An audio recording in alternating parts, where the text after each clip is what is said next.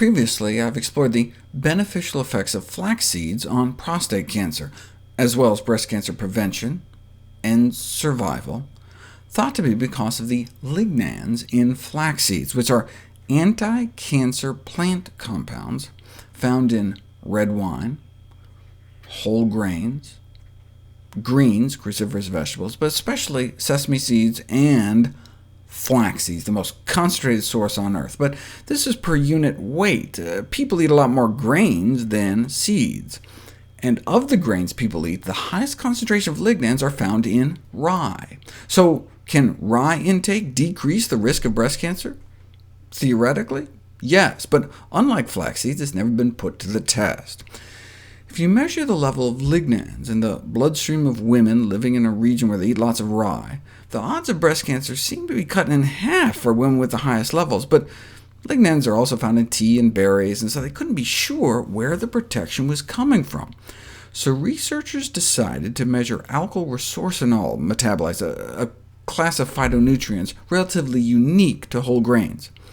They collected urine from women with breast cancer and women without, and those with breast cancer had significantly lower levels compared to women without breast cancer, be they omnivores or vegetarians. This suggests that women at risk for breast cancer consume significantly lower amounts of whole grains like rye. But if you follow older women in their 50s through 60s, the intake of whole grain products was not associated with risk of breast cancer. A similar result was found for older men. Whole grain consumption in one's 50s and 60s did not seem to be linked to prostate cancer risk. Is it just too late at that point? Well, we know from data on dairy that diet in our early life may be important in the development of prostate cancer, particularly around puberty when the prostate grows and matures. And so if you go back and look what men were drinking in their adolescence, daily milk consumption appeared to triple their risk of advanced prostate cancer later in life. And so researchers looked at daily rye bread consumption during adolescence, and indeed, those who consumed rye bread daily as kids may have cut their odds of advanced prostate cancer in half. This is consistent with immigrant studies suggesting that the first 2 decades of life may be most important for setting the pattern for cancer development in later life. Certainly important for how we should feed our kids, but if we're already middle-aged, is it too late to change course?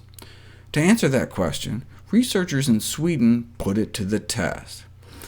How about we take men who already have prostate cancer, split them up into 2 groups, half get lots of rye bread, the other half get lots of high-fiber but low-lignan wheat bread, and see what happens.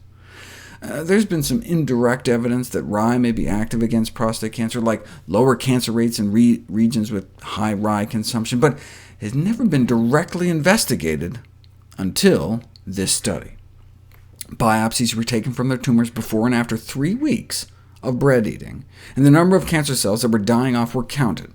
There was no change in cancer cell clearance in the control bread group, but a 180% increase in the number of cancer cells being killed off in the rye group.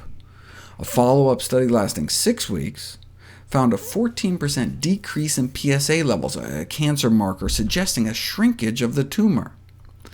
Now, they note since they used very high rye bread intakes, it remains to be tested if more normal intake levels would have effects that are of clinical importance.